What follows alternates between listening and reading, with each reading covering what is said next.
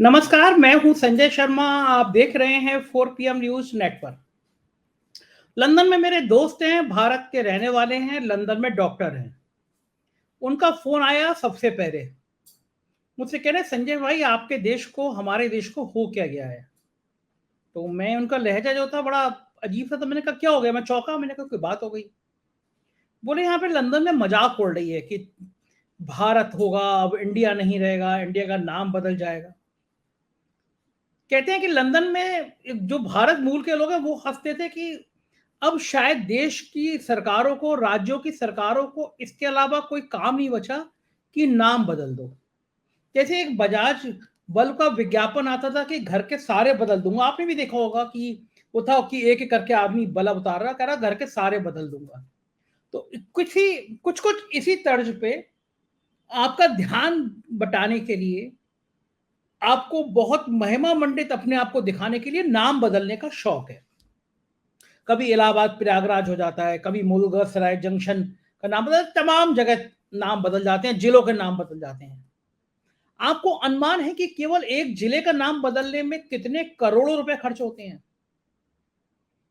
करोड़ों अरबों रुपए खर्च होते हैं एक जगह का नाम बदलने में। अब आप कल्पना करिए, जिस देश में 80 करोड़ लोगों के पास दो वक्त का खाना ना हो, दो वक्त का राशन दिया जा रहा हो क्योंकि उनकी जिंदगी चलेगी नहीं, भूखे मर जाएंगे, उस देश में नाम बदलने पे करोड़ों अरबों रुपए खर्च कर दिए जा रहे हैं। अब ये तो जिलों की बात थी। अब यहां पूरे पूरे देश का नाम बदलने की बात शुरू हो गई है। वो भी कब हो रही है, जब पूरी दुनिया के राष्ट्राध्यक्ष भारत आ रहे हैं और हम एक नमूनों की तरह दिखा रहे हैं कि हम इतने बड़े नमूने हैं कि भारतीय जनता पार्टी का एक सांसद कह रहा है कि जो लोग इंडिया कहते हैं, जो लोग भारत को इंडिया कहते हैं, वो मूर्ख और पागल है। कि भारतीय जनता पार्टी के इस सांसद का बयान बहुत वायरल हो रहा है। आप कल्पना कर सकते हैं कि कितने मानसिक दिवालिया, कितने मानसिक रोगी और कितने पागल हैं ये भक्तों की टोली। और वो ऐसे ऐसे नमूने हैं। अरुणपुरी पे तरस आता है कि इतना अच्छा भला चैनल आज तक उसमें उन्होंने तिहाड़ घटन हमारे सुधीर भाई को रख लिया। सुधीर चौधरी जी ले आए कि इंडिया नहीं, भारत होने से बड़ा आत्मसम्मान बढ़ जा रहा है। अब वो इसमें ज्ञान दे रहे हैं कि पहले भी ऐसा भारत नाम आया था, यहां भारत आया था। इन मूर्खों से पूछो कि पूरी दुनिया में क्या इंडिया नाम या भारत नाम में कौन ज्यादा चर्चित है और क्या फर्क पड़ जा रहा है इससे। इंडिया हो या भारत, दोनों हमारे गौरवशाली देश का नाम है। क्या इंडिया होने से आपका गैस का सिलेंडर 100 रुपए ज्यादा महंगा हो जाएगा और भारत होने से 150 रुपए कम हो जाएगा? क्या आपके घर की सब्जी, तेल, ये सस्ता हो जाएगा भारत में और इंडिया में महंगा है? क्या आपके बच्चे को नौकरी मिल जाएगी? किसानों की फसलों के दाम दुगने हो जाएंगे? आपकी अपनी जिंदगी पे क्या असर पड़ेगा? मध्यम वर्गीय परिवार सारे कागज पत्तर बड़े संभाल के रखता है। अब आप सोचिए कि हम ये कह दें कि नहीं, अब इंडिया नहीं, अब भारत होगा, हमें इसमें गौरव की अनुभूति आ रही है। अब आप तर्क देंगे कि इतनी तुम्हारी हवा क्यों खराब हो गई? भारत जोड़ो यात्रा के बाद इतना तापमान क्यों बढ़ गया कि आप मानसिक असंतुलित होते जा रहे हैं? आप एक मानसिक बीमारी से ग्रसित होते जा रहे हैं। क्या मतलब है बैठे बिठाए आ बैल मुझे मार? मेरे ज्योतिषी हैं, एस्ट्रोलॉजर का मैं संडे को शो करता हूं। पिछले संडे को उन्होंने भविष्यवाणी करी कि 6 सितंबर से दिन साहेब के बुरे शुरू हो रहे हैं, भाजपा के दिन बुरे शुरू हो रहे हैं। क्योंकि 7 दिन पहले का मामला था, कोई मसला नहीं था। तो मैं कहा पंडित जी ये एक्यूरेट डेट कैसे बता देते हो? मैं फिर कह रहा हूं कि ज्योतिष आप यकीन मानते हो तो मानिए, ना मानियो, मानते हो तो मेरे कहने से मत मानिए, मैं मानता हूं इसलिए मैं ज्योतिष की बात करता हूं। मैं कहा पंडित जी आप ये एक्यूरेट दिन कैसे बताते हो? मेरे यूट्यूब पे आप जाएंगे, संडे को देखेंगे, यानी संडे को वो शो सुबह शुरू हुआ था, तब तक कोई इंडिया भारत का विवाद नहीं था।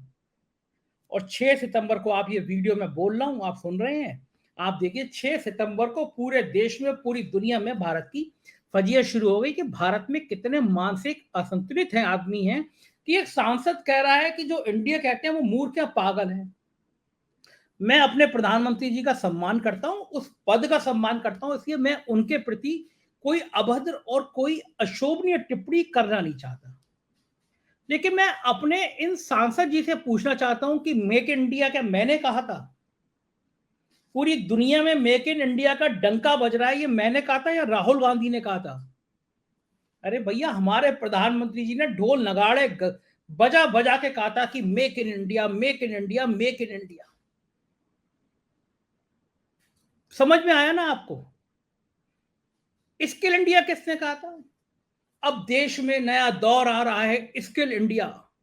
वो जो सांसद जी है जो कह रहे हैं कि मूर्ख और पागल कहते हैं, उनसे पूछो कि make in India, skill India किसने कहा था? पूरे देश में होर्डिंग किसके लगे थे? Digital India.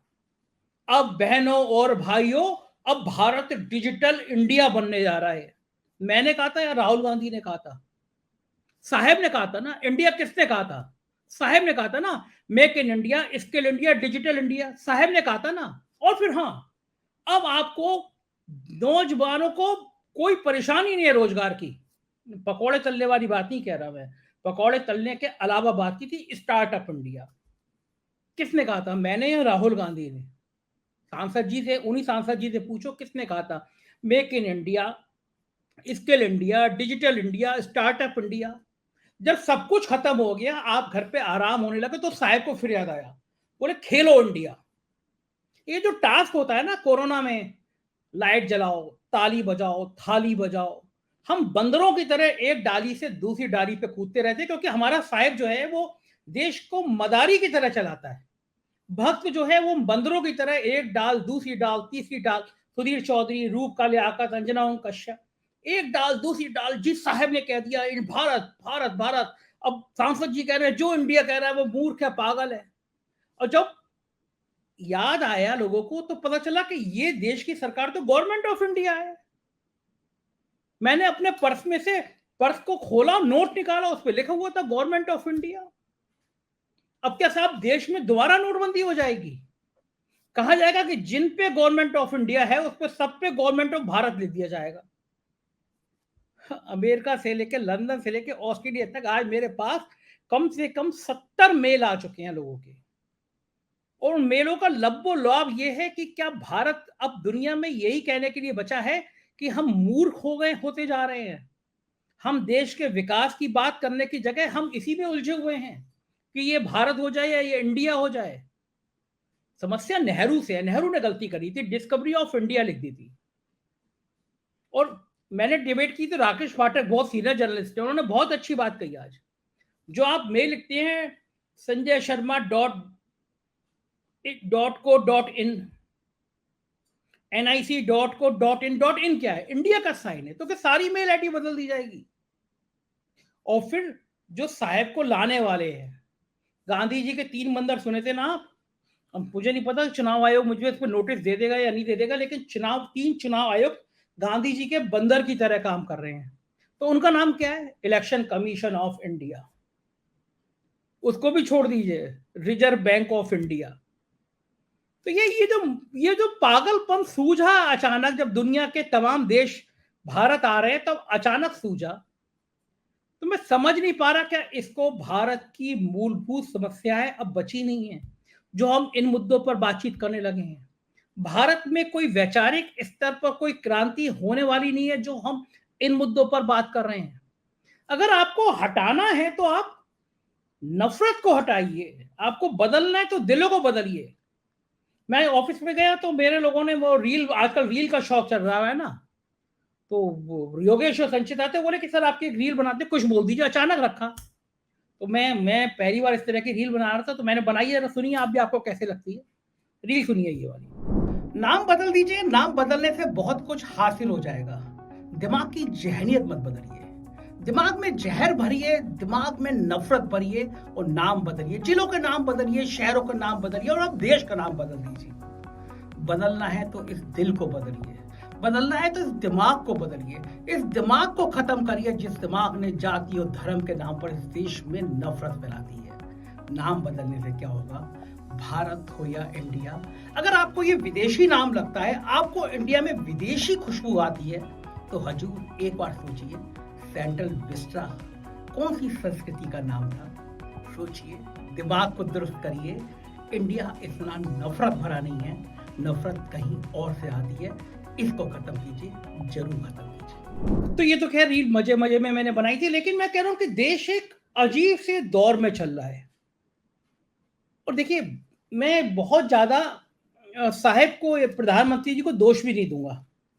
जैसे मुझसे कहते हैं लोग, क्या कमेंट करेंगे कि अगर दोबारा सरकार आ गई तो तुम्हारे जैसे यूट्यूबर जो हैं उनको सरकार बड़ा परेशान करेगी, ये करेगी। लोगों के मन में डर होता है, हमें क्यों परेशान करेगी, और करेगी भी तो क्या करेगी।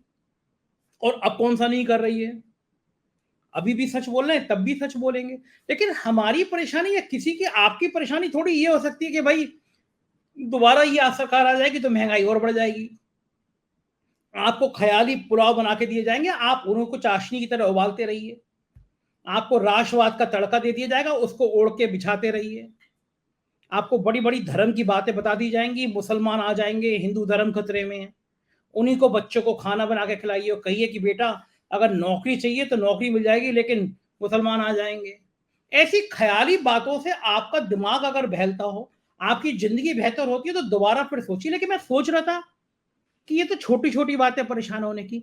देखिए, कभी अपने आप को प्रधानमंत्री जी की तरह जगह रख के देखिए। आप सोचिए कि थोड़ी देर को आप प्रधानमंत्री हैं, और जो देश के हालात बन रहे हैं, जिस तरह से इंडिया आता हुआ नजर आ रहा है, जिस तरह से महाराष्ट्र में, कर्नाटक में, बंगाल में, बिहार में, उत्तर प्रदेश में हालात बन रहे हैं, और आप मोदी जी की जगह हों और ये लगे कि इंडिया आ रहा है, और इंडिया आ गया और आप प्रधानमंत्री नहीं रहे, और इंडिया के नेताओं ने वही सलूक आपके साथ किया जो आप उनके साथ कर रहे हैं। वही ईडी, वही सीबीआई, वो इनकम टैक्स। तो सोचिए, आप अगर मोदी जी होते तो आपकी जिंदगी कितनी टेंशन भरी हो जाती। अब वो योगी जी जिनको पिछले कई महीनों से प्रधानमंत्री जी ने बुलाया नहीं। भारतीय जनता पार्टी की बलिया से लेकर बरेली तक, बरेली से लेकर दिल्ली तक एक एक कार्यकर्ता जानता है कि दिल्ली दरबार योगी जी के पर कतरने में लगा था, महीनों से पर कतरने में लगा था। अमित शाह जी की और योगी जी की कोल्ड वार की खबरें पूरे पूरी पॉलिटिकल गलियारों में, ब्यूरोक्रेसी में चर्चा का विषय थी। कौन नहीं जानता कि अरविंद शर्मा को योगी पार्ट 1 में योगी जी ने बिल्कुल बाहर का रास्ता दिखा दिया था। प्रधानमंत्री जी के दुलारे अफसर थे, लेकिन योगी जी ठहरे। ये ले अपनी लपट कमरिया। योगी जानते हैं कि अगर योगी जी को ठन गई तो योगी जी छोड़ छाड़ के चल देंगे। अब प्रधानमंत्री जी जानते हैं कि सारे ही उनकी नैया उत्तर प्रदेश पर टिकी है। घोसी में वोट डाले गए। अगर घोसी में सरकार ने और इलेक्शन कमीशन ने खेल नहीं किया, कोई बड़ा सी हेराफेरी नहीं हुई, तो भाजपा की वहां गत बनना तय मानी जा रही है। और घोसी के नतीजों ने प्रधानमंत्री की नींद उड़ा दी कि राजभर को भी ले आए, संजय निषाद को भी ले आए, सबको ले आए। तब भी इंडिया गठबंधन का पहला चुनाव है। अगर ये हार गए तो मैसेज क्या जाएगा? आप सोच सकती हैं, छोटी सी विधानसभा का उपचुनाव, 18 मंत्री, दो कैबिनेट, डिप्टी चीफ मिनिस्टर, कुछ चीफ मिनिस्टर, सब रैलियां कर रहे हैं। गली गली, मोहल्ले मोहल्ले, गांव गांव में, गोरखपुर, देवरिया, कहां कहां के कार्यकर्ताओं की, नेताओं की फौज दाड़ दी गई है चुनाव जीतने के लिए। तो समझ में आ गया कि अभी से ये डर है। तो उत्तर प्रदेश में अगर गठबंधन मजबूत हो गया, अगर खड़गे जी रायबरेली से लड़ गए, अगर नीतीश बाबू फूलपुर से लड़ गए, तो डिब्बा गोल हो जाएगा। और उत्तर प्रदेश में अगर 20-25 सीटें भी हार गए तो दुनिया की कोई ताकत मोदी जी को दोबारा प्रधानमंत्री नहीं बना पाएगी। अगर 220-225 आई एनडीए की सरकार बनी तो गडकरी हो, चाहे राजनाथ हो, चाहे योगी जी हो। तो यार सोचिए, अगर आप मोदी जी होते, ये तस्वीर सामने आती, तो आपको कैसे लगता? आप डरते ना? फिर लगता कि जो नाम है उस नाम को ही खत्म कर दो। ये इंडिया गठबंधन है तो इंडिया को खत्म कर दो। आप सोचो, अपनी राजनीतिक प्रतिद्वंदता में आप देश को दांव पे लगा दे रहे हो, देश का नाम बदल दे रहे हो। और भारतीय जनता पार्टी के दो बड़े नेताओं से मेरी बात हुई, नाम लेना ठीक नहीं है, व्यक्तिगत बातचीत थी। दोनों बिल्कुल उबल रहे थे। दोनों कह रहे थे कि ये कर क्या रहे हैं प्रधानमंत्री जी, 72 साल के हो गए, 3-4 साल की राजनीति बची है, यहां तो देश को दांव पे लगा दे रहे हैं। हम इतना डरे, बोल नहीं पा रहे, लेकिन ये तो बहुत गलत हो रहा है। भारतीय जनता पार्टी के अंदर इतना उबाल आ रहा है। और वही प्रधानमंत्री जी जो योगी आदित्यनाथ जी को बुला नहीं रहे थे, वो प्रधानमंत्री जी ने योगी आदित्यनाथ को बुलाया और योगी आदित्यनाथ भी कम तेज नहीं है और कहा कि हम राम मंदिर का प्रेजेंटेशन देना चाहते हैं और हम नगर विकास मंत्री को लेकर आएंगे अपने, और योगी जी अरविंद शर्मा को लेकर गए। ये दिखाने के लिए, ये ताकत दिखाने के लिए 2 घंटे प्रधानमंत्री बैठ के अयोध्या का राम मंदिर दर्शन प्रेजेंटेशन देखते रहे, क्योंकि अब समझ में आ गया है कि अब अगर भगवान राम जी नाराज हो गए तो डिब्बा गोल हो जाएगा। तो जो प्रधानमंत्री जी कुछ महीने पहले तक deputy CM Brajesh Pathak, deputy CM Keshav Maurya, और तो छोड़िए, योगी जी की धुर विरोधी हैं आनंदीबेन पटेल, उत्तर प्रदेश की राज्यपाल। पिछले दिनों आपने देखा होगा एक वाइस चांसलर थे विनय पाठक, बहुत काम भर का फर्जीवाड़े का आरोप लगा मामला, योगी जी उनको गिरफ्तार कराने पे तुले थे, एसटीएफ ने उनकी सब पड़ताल कर ली थी, लेकिन दिल्ली ने दखल दिया, मामला सीबीआई को भेजा गया जिससे मामला रफा दफा हो जाए, और गवर्नर साहब उन विनय पाठक पे बड़ी मेहरबान थे। तो वो प्रधानमंत्री ने केशव मौर्य को बुला लिया, ब्रजेश पाठक को बुला लिया, वो योगी आदित्यनाथ और गवर्नर जिनके 36 के आंकड़े पूरी पॉलिटिकल गलियारे में है, उन गवर्नर को भी बुला लिया, लेकिन योगी जी को पिछले कई महीनों से प्रधानमंत्री जी ने नहीं बुलाया था। अब जब लगा कि इंडिया मजबूत हो रहा है और उत्तर प्रदेश गया तो सब कुछ गया, और ये फीडबैक भी आए कि लोगों का कहना यह, पॉलिटिकल गलियारे के लोगों का कहना है कि योगी जी का भविष्य तभी अच्छा है जब दिल्ली में इस बार सरकार ना बने तो 2029 में योगी जी सबसे बड़े दावेदार होंगे। अब दिल्ली का तापमान यह बढ़ा हुआ है कि योगी जी ने कुछ खेल कर दिया, जो योगी जी के संग खेल हुआ है, अगर वो खेल योगी जी ने कर दिया तो डिब्बा गोल। तो धुरी बन गए हैं योगी जी। तो आज प्रधानमंत्री जी ने उनको प्यार से 2 घंटे बिठाया, चाय पिलाई, नाश्ता कराया, प्रेजेंटेशन देगा। ये हालात है। तो आप सोचिए, आप प्रधानमंत्री जी की जगह होते तो आपके डर कितने बड़े होते। तो लग रहा है कि वजूद को ही खत्म कर दो, इंडिया को खत्म कर दो। ये कुछ घट रहा है। फिर मैंने जहां से बात शुरू की थी, मुझे बात याद आई जोशी जी की। आचार्य राजीव नारायण पढ़े लिखे इंजीनियर व्यक्ति, 10 साल तक ज्योतिष का अध्ययन किया, और उन्होंने पिछले 1 साल के 1.5 साल के ट्वीट दिखाए अपने, मेरे अद्भुत ट्वीट है, जो कहा वो सच हुआ। उन्होंने मुझसे संडे को कहा कि 6 सितंबर से बुरे दिन शुरू होंगे साहब के। मैं उनका 5-6 मिनट का वीडियो सुनवा रहा हूं दोबारा आपको, राजीव जी को, जिसमें उन्होंने कहा कि विदेश की भूमि पे कोई स्कैंडल, कोई बात शुरू हो जाएगी, बदनामी होगी। सही बात है, मैं बता रहा हूँ, लंदन से, अमेरिका से, ऑस्ट्रेलिया से सब विदेश में बैठ के भारत का नाम गड़बड़ हो रहा है, G20 होने जा रहा है, तब बवाल हो रहा है। तो चलिए जरा राजीव जी की बात सुनिए आप, और 6 सितंबर तारीख देखिए। 6 सितंबर को पंडित जी ने कहा कि बुरे दिन शुरू होंगे, और 6 सितंबर को भारत और इंडिया का विवाद साहब ने शुरू कर दिया। पता नहीं इसका मतलब साहब के स्टार्स वाकई में गड़बड़ा गए हैं। जरा सुनिए राजीव जी की बात, फिर हम लोग चर्चा और आगे बढ़ाएंगे। 6 सितंबर से भाजपा के लिए बहुत बड़ा एक कष्ट आने वाला है। फिर से कोई विदेशी भूमि से किसी स्कैंडल के फर्दर एक्सपोज होने की न्यूज आएगी 6 सितंबर के बाद। और ये पीरियड छोटा मोटा पीरियड नहीं है, 17 फरवरी 2024 तक का पीरियड है। क्यों? भाजपा की हॉरोस्कोप में चंद्रमा में शनि में राहु की दशा इस समय चल रही है। और बता देता हूं आपको, भाजपा की कुंडली में पार्टी का विघटन होने का संकेत आ रहा है। भाजपा की कुंडली में एलाइज में, हाँ, भाजपा की कुंडली में एलाइज के बिखर जाने का आ रहा है। इनको आपने देखिए, चंद्रबाबू नायडू ने घास नहीं डाली इनको, और जो छोटे मोटे लोग हैं वो लोग भी इनके साथ आने में कतराएंगे। ये 6 सितंबर से पीरियड शुरू हो रहा है, क्योंकि भाजपा की छवि जो है इस समय बहुत ज्यादा खराब होने वाली है इस भ्रष्टाचार के स्कैंडल के कारण। राजीव जी, बहुत बहुत बहुत बड़ी बात कही आपने कि 6 सितंबर के बाद भारतीय जनता पार्टी में विघटन की स्थिति आ रही है। अभी तक मोदी जी की जो छवि है, मोदी जी का जो टेरर है, उसके मारे कोई आवाज नहीं निकालता है, और आप कह रहे हैं कि 6 सितंबर के बाद भारतीय जनता पार्टी में भी विघटन की स्थिति आ सकती है, यानी भारतीय जनता पार्टी के कुछ नेता विद्रोह की आवाज उठा सकते हैं। आवाज उठाना शुरू कर देंगे, आवाज उठाना शुरू करेंगे, क्योंकि देखिए पार्टी बहुत बड़े इस समय संकट के दौर से गुजर रही है। मैंने बार बार कहा, चंद्रमा में शनि की दशा, और इतना पीड़ित है उनका, चंद्रमा भी पीड़ित है, शनि भी पीड़ित है। और आपको बता दूं कि चंद्रमा हमारे मन का कारण है और शनि हमारा फिलॉसफी का कारण है, सफरिंग का कारक है। इनकी कुंडली में सफरिंग आ रही है, और जिसके कारण आप ये देखिए कि इनके जो इमेज अभी डेंट लगा है, इसमें मोदी जी की लीडरशिप के बारे में भी दबी जबान से बातें शुरू हो जाएंगी 6 सितंबर के बाद। तो आपका इशारा है कि 6 सितंबर के बाद गडकरी और राजनाथ सिंह मजबूत हो जाएंगे, क्योंकि इन दो नेताओं के नाम की चर्चा चलती है। अगर एनडीए की सरकार बनती है, भाजपा को पूरा बहुमत नहीं मिलता है, मान लीजिए 235 240 तक सीटें आती हैं, तो लोग कहते हैं कि अगर 20-25 सीटें भी कम रह गई तो गडकरी या राजनाथ सिंह या फिर कोई तीसरा नाम बीजेपी का योगी आदित्यनाथ या कोई चौथा नाम, ये लोग प्रधानमंत्री बन सकते हैं। तो क्या माना जाए कि अब जन्मपत्री गडकरी, राजनाथ सिंह और योगी आदित्यनाथ की देखनी शुरू की जाए? जी, वो देखिए, वो तो मेरे पास उन लोगों की हॉरोस्कोप नहीं है, लेकिन एक दर्शकों को आप लोगों को एक जानकारी मैं देता हूं, क्योंकि मैंने वैसे पीछे प्रोग्राम में कहा था कि मैं भाजपा के दफ्तर में 11 अशोक रोड में बहुत जाया करता था।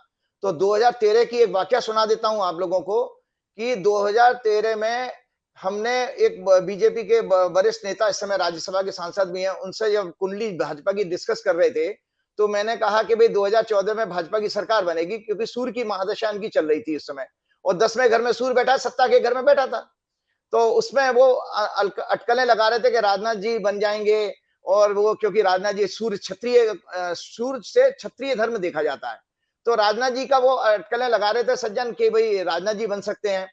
फिर उन्होंने एक बड़ी चौंकाने वाली बात कही, बोले लेकिन एक समस्या आ रही है राजनाथ जी के लिए, कि हमारे मोदी जी उस समय मुख्यमंत्री थे गुजरात के, कि बोले इन्होंने चुनाव में फंडिंग करने से मना कर दिया है, और ये प्रेशराइज कर रहे हैं कि जो है मेरा नाम प्रधानमंत्री पद के लिए दिया जाए। और इतना उन्होंने क्योंकि भाजपा 10 साल से सत्ता से बाहर थी, यूपीए की सरकार थी, तो भाजपा के पास फंड की कमी थी। ये सारी जानकारी मैं भाजपा दफ्तर की बता रहा हूं। भाजपा के पास पैसा नहीं था चुनाव लड़ने के लिए 2014 का। मोदी जी का वहां पर एक कड़ा रुख अपनाना, पैसा ऐसे हाथ खींच लेना, और फिर तो सारा ड्रामा आप देख ही रहे हैं कि गोवा के अधिवेशन में कैसे मोदी जी का नाम आया, और तो बेचारे राजनाथ जी का वहां पर आते आते वो सत्ता उनके हाथ से निकल गई।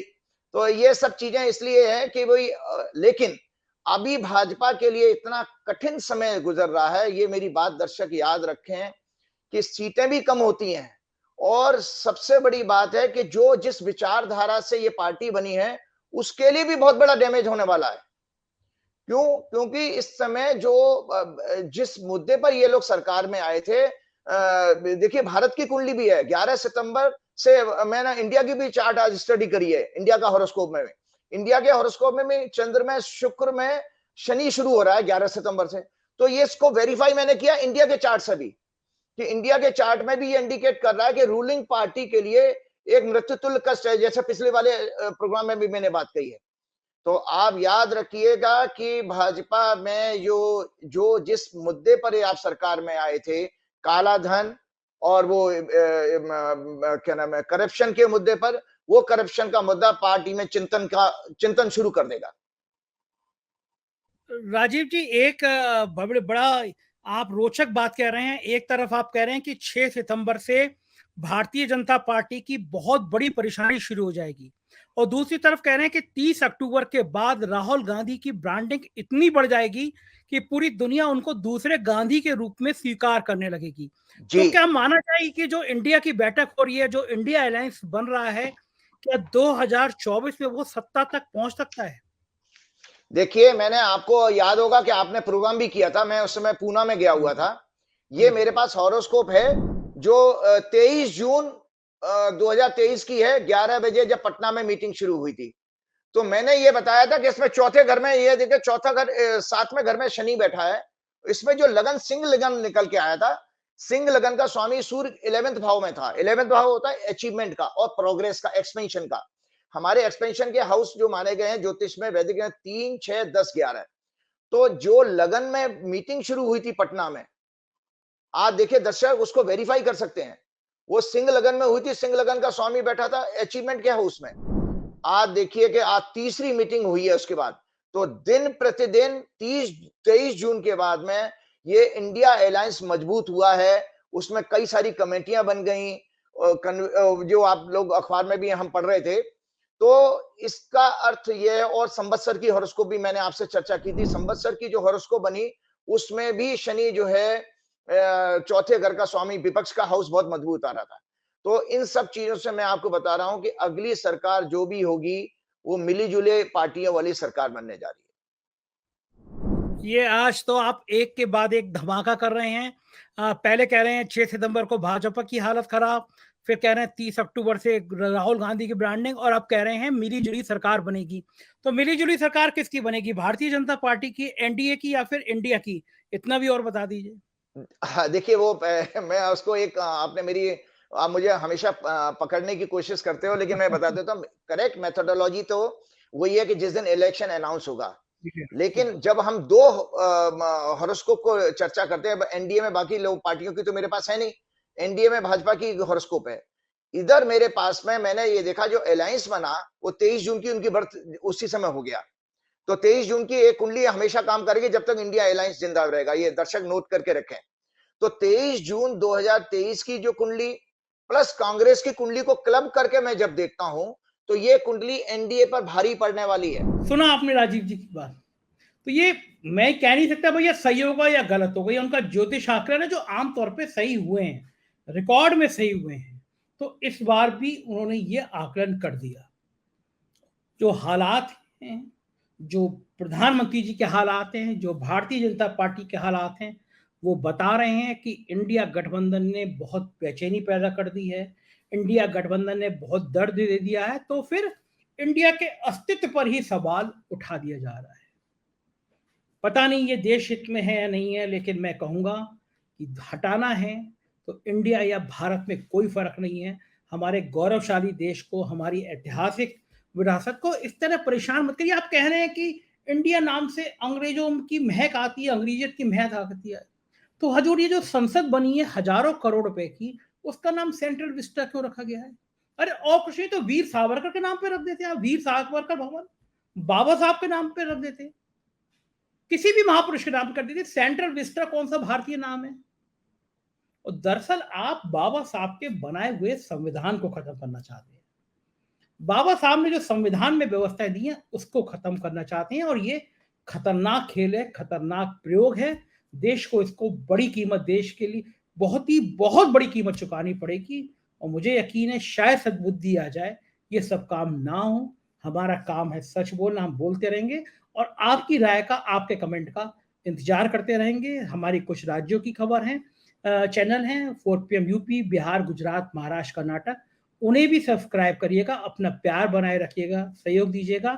हम लोग शाम को 7:30 बजे दिन भर की खबरों का बुलेटिन जारी करते हैं, उसको भी जरूर देखिएगा। शुक्रिया, थैंक यू।